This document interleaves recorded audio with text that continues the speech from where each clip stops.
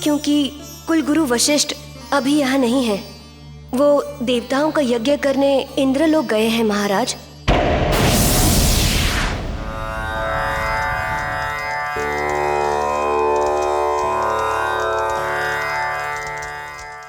क्या इंद्रलोक गए?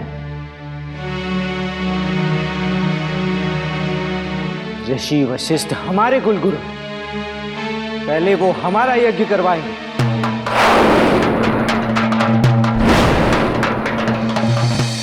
किंतु महाराज, ऋषिवर तो इंद्रलोक में हैं, उन्हें वहां से बुलाएंगे कैसे?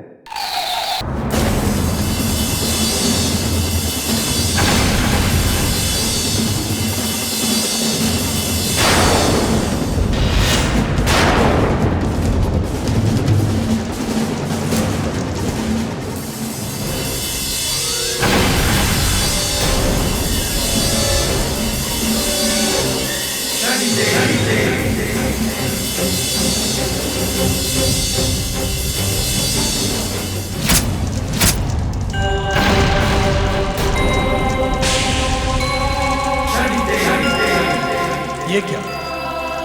पृथ्वीलोक का बाण यहां?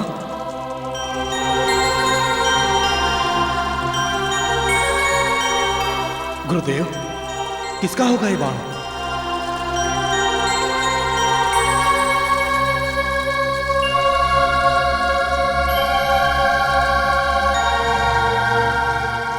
देवराज, ये तीर इक्ष्वाकु पुत्र वनराज का है।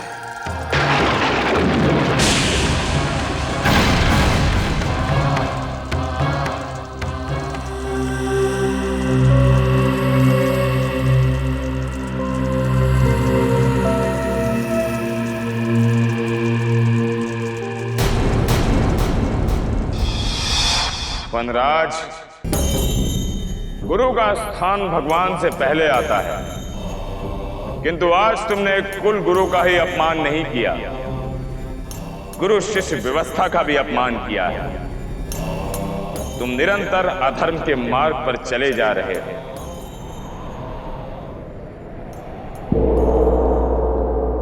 महाराज, जिस प्रकार आपने हमें संदेश भेजा, क्या मैं जान सकता हूं कि ऐसा कौन सा संकट आ गया जिसके कारण आपको हमें इस प्रकार बुलाना पड़ा? हम पर कोई संकट नहीं आ सकता, और अपमान तो आपने हमारा किया है। आप हमारे कुल गुरु हैं। यदि आपको देवलोक जाना ही था तो हमसे अनुमति लेकर जाना चाहिए, और हमने आपको यहां गौमेध यज्ञ कराने के लिए बुलाया है। महाराज, इस समय आप नहीं, आपका अहंकार बोल रहा है, और आपका कुल गुरु होने के नाते मैं आपको अवगत कराना चाहता हूं कि आप गोमेध यज्ञ करने के पात्र है ही नहीं, क्योंकि इससे पहले आपको विवाह करना होगा, क्योंकि इससे पहले आप विवाह करना होगा, क्योंकि इससे पहले आप विवाह करना होगा। ऋषिवर, विवाह व्यवस्था में हमारा कोई विश्वास नहीं। यदि आप चाहते हैं कि हमारे साथ कोई स्त्री ही बैठे तो सूर्य लेखा यज्ञ में हमारे साथ बैठ सकती है।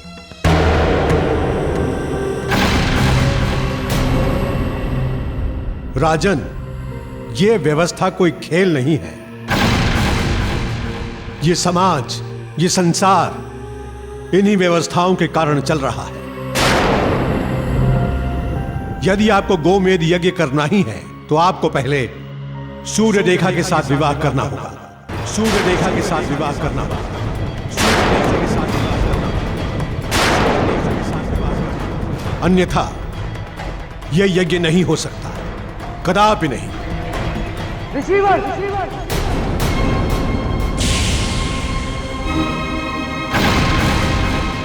आप लगातार हमारा अपमान किए जा रहे हैं। मन तो करता है कि यहीं पर आपका जीवन समाप्त कर दें हम, परंतु हम एक दुर्बल प्राणी की हत्या नहीं करेंगे। किंतु दंड तो आपको अवश्य मिलेगा, दंड तो आपको अवश्य मिलेगा, अवश्य मिलेगा दंड आपको। हम आपको कुल गुरु के पद से निष्कासित करते हैं।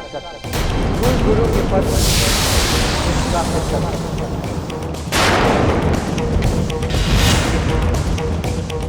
निकल जाओ हमारे राज्य से।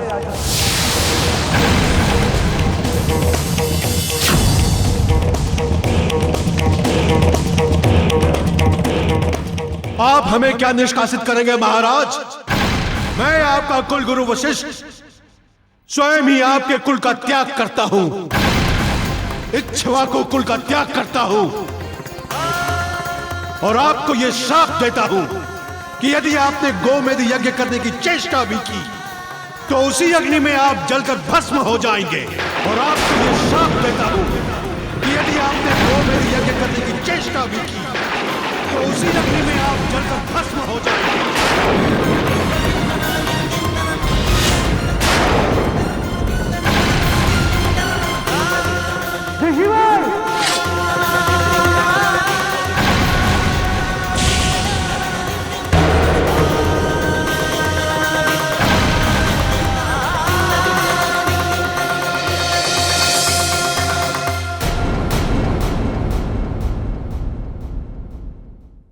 धनराज, गुरु वशिष्ठ के श्राप से बचने का अंतिम अवसर है।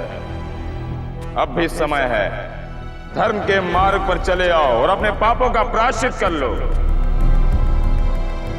अन्यथा दंड भोगने के अलावा और कोई दूसरा मार्ग नहीं बचेगा।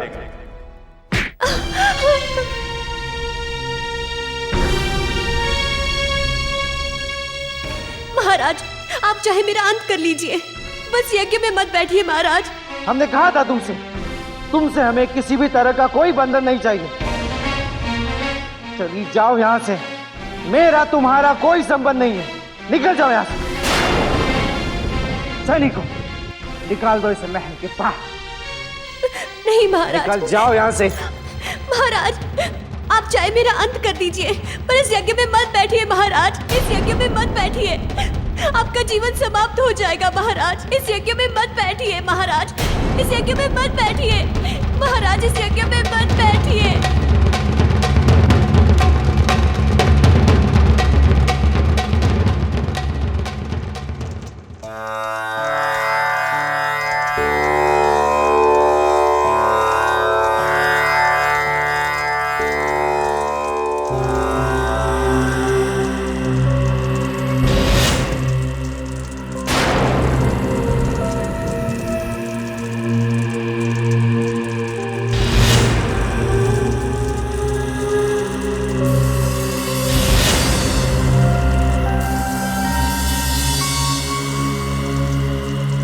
और आपको यह श्राप देता हूं कि यदि आपने गोमेध यज्ञ करने की चेष्टा भी की तो उसी अग्नि में आप जलकर भस्म हो जाएंगे। हमारा अंत ऐसा ही होना था।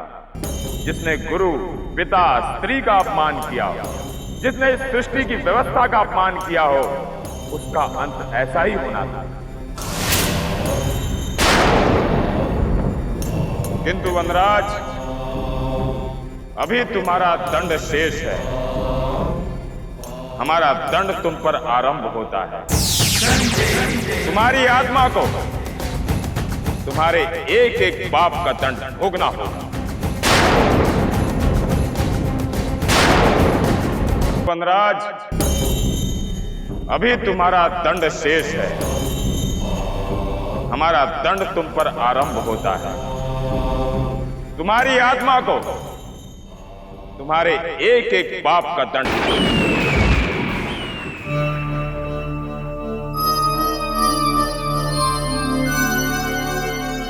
मेरे जीवन के कार्य अधूरे रह गए। वनराज,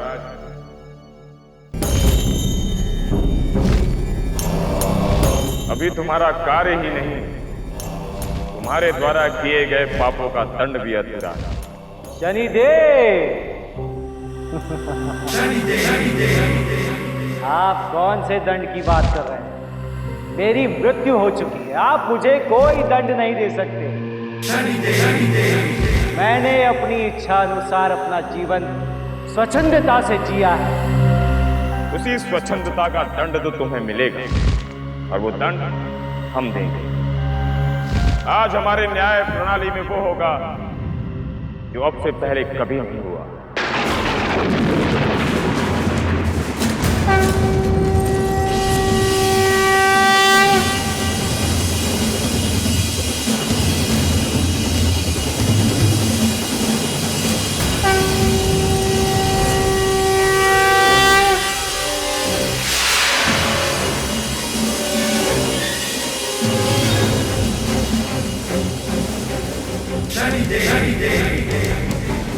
वनराज, अब ये शनि दूत तुम्हारे एक एक पाप का दंड देंगे।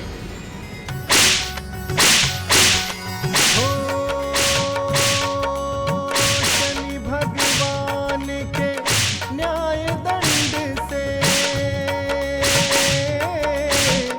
बच न सका कोई भी पापी।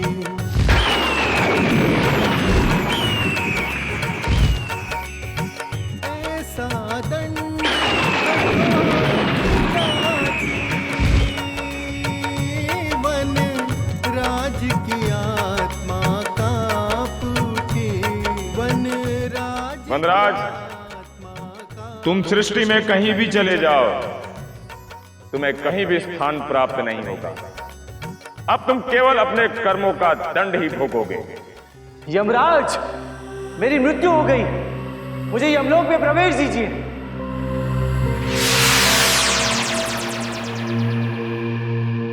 वनराज, तुम्हारे ऊपर अभी शनि का दंड चल रहा है। मैं यमराज भी कुछ नहीं कर सकता, और जब तक ये दंड पूर्ण नहीं हो जाता तुम्हारा यमलोक में प्रवेश वर्जित है। तुम्हें प्रतीक्षा करनी होगी।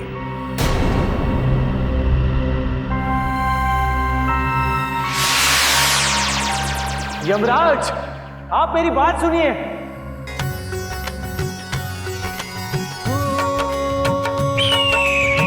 कहीं प्रवेश न कर पाया वो, चूर हो गया इंद्रदेव, मुझे बचाइए। इंद्रदेव, मुझे बचाइए। तुम जैसे अधर्मी के लिए इंद्रलोक में कोई स्थान नहीं है। चले जाओ यहां से।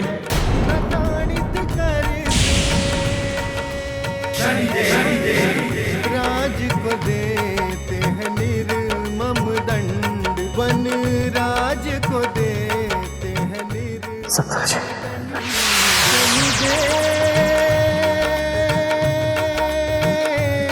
शनिदेव,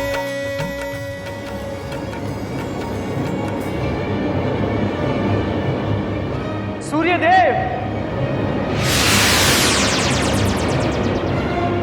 सूर्यदेव, सूर्यदेव, आप तो मुझे बचाइए। सूर्यदेव। वनराज, तुम्हारे पापों का कोई अंत नहीं है। शनिदेव ने जो दंड तुम्हें दिया है उस दंड से तुम्हें कोई नहीं बचा सकता। सूर्यदेव, मैं क्या करूं? मेरी आत्मा इस पीड़ा को नहीं सह पा रही। मैं कहां जाऊं, मैं क्या करूं? आप मुझे कोई तो मार्ग दिखाइए जिससे मेरी आत्मा को मुक्ति मिल सके। वनराज, तुमने अपने जीवन में किसी भी व्यवस्था का पालन नहीं किया है। हो सके तो अपने पापों का प्रायश्चित करो। जिन्हें तुमने दुख दिए हैं, यदि वो तुम्हें क्षमा कर दें तो संभवतः तुम्हारी मुक्ति का कोई मार्ग निकल आए। जिन्हें तुमने दुख दिए हैं, यदि वो तुम्हें क्षमा कर दें तो संभवतः तुम्हारी मुक्ति का कोई मार्ग निकल आए।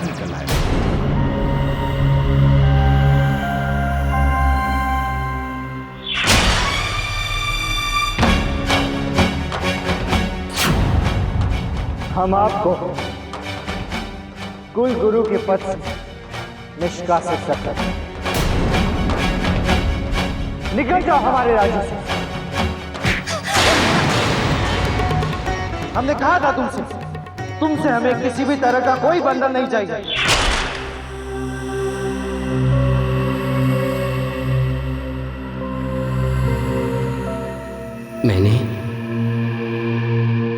मैंने सूर्य लेखा और गुरु वशिष्ठ का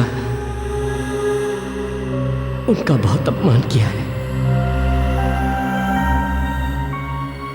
मुझे अपने पापों का प्रायश्चित करना ही होगा, करना ही होगा।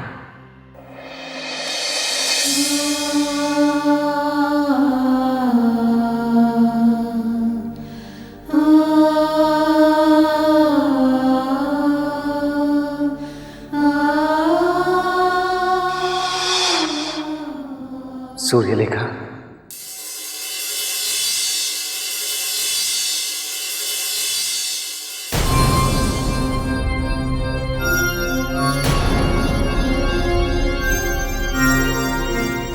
महाराज,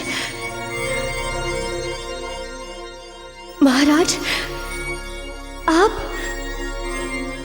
सूर्यलेखा, मैं यहां तुमसे क्षमा मांगने आया हूं। मैंने तुम्हारे साथ बहुत अन्याय किया सूर्यलेखा। तुमने सदा मुझे बचाना चाहा, किंतु मैं पाप करता रहा, जिसका दंड मुझे आज भोगना पड़ रहा है सूर्यलेखा। अब मेरी आत्मा को कभी मुक्ति नहीं मिलेगी। शनिदेव ने मुझे दंड दिया है।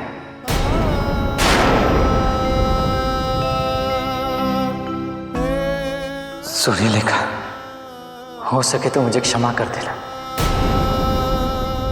मेरी आत्मा पर से कुछ पापों का बोझ कम होगा।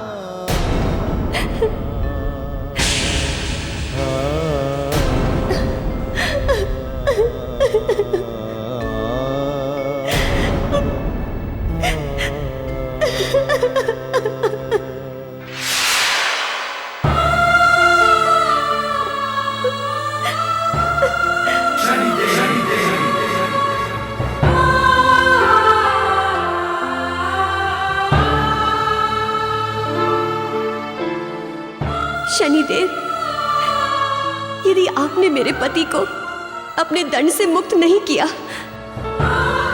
तो मैं भी आपके चरणों में अपने प्राण त्याग दूंगी।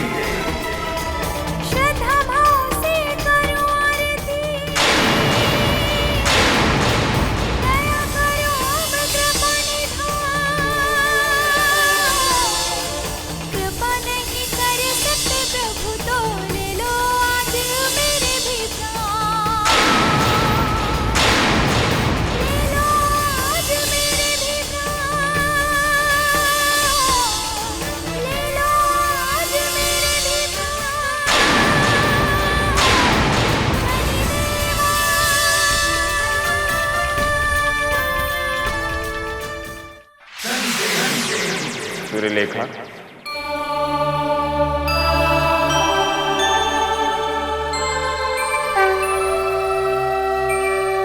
सूर्यलेखा, हम तुम्हारी भक्ति, दृढ़ निश्चय और पत्नी धर्म से बहुत प्रसन्न हैं। इसलिए तुम्हारे कर्मों का फल हम वनराज को देते हैं, किंतु तब भी उसे मुक्ति प्राप्त नहीं होगी, क्योंकि तुम्हारे पति ने अपना कोई धर्म नहीं निभाया, संसार की व्यवस्था को खंडित किया, पितृ ऋण से भी उसे मुक्ति नहीं मिली। वनराज को मुक्ति मिल जाती यदि उसने विवाह व्यवस्था को निभाया होता और उसके पुत्र ने उसका पिंडदान किया होता। किंतु शनिदेव, कोई तो उपाय होगा जिससे उनको मुक्ति मिल जाए। वनराज को मुक्ति मिलेगी जब तुम्हारा और वनराज का पुत्र वनराज का पिंडदान करेगा। और ये कैसे होगा ये तुम्हें ऋषिवर वशिष्ठ बताएंगे।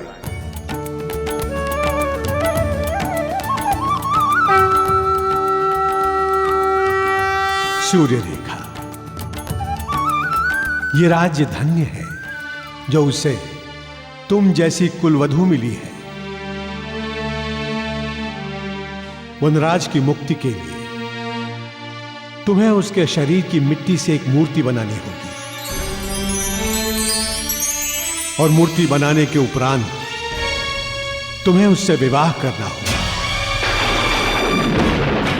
तुम्हें उससे विवाह करना होगा। उस मूर्ति से तुम्हारे मंथन के उपरांत एक पुत्र रत्न उत्पन्न होगा, जो इस वंश को आगे तक ले जाएगा।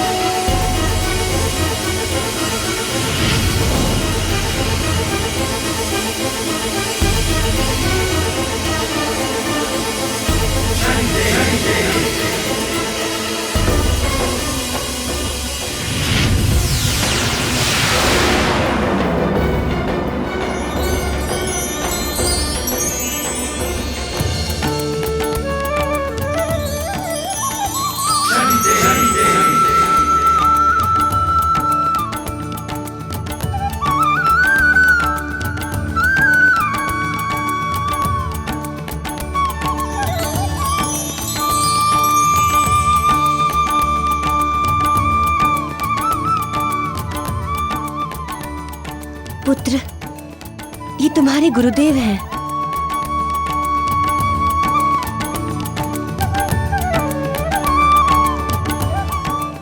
पुत्र, तुम्हें अपने पिता की मुक्ति के लिए उनका पिंडदान करना है।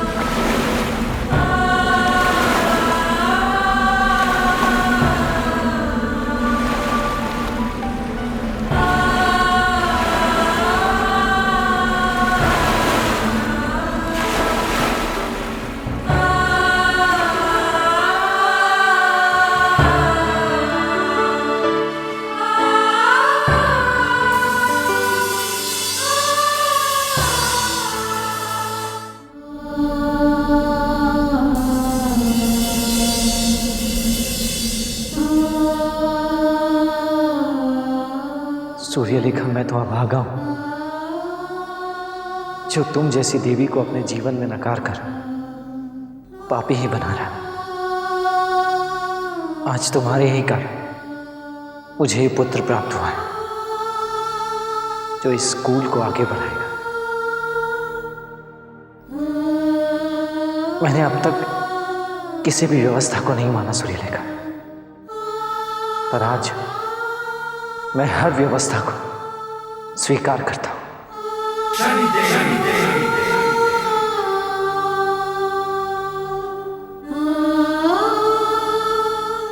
हे शनिदेव,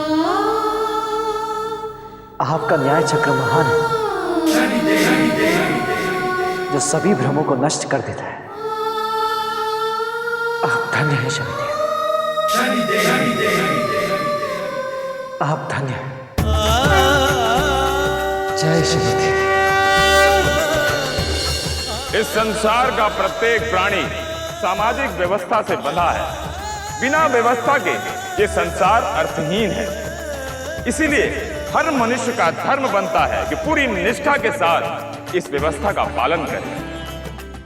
सूर्यलेखा, तुम धन्य हो। एक कुल सदैव तुम्हारा ऋणी रहेगा। हमारा आशीर्वाद सदैव तुम्हारे साथ।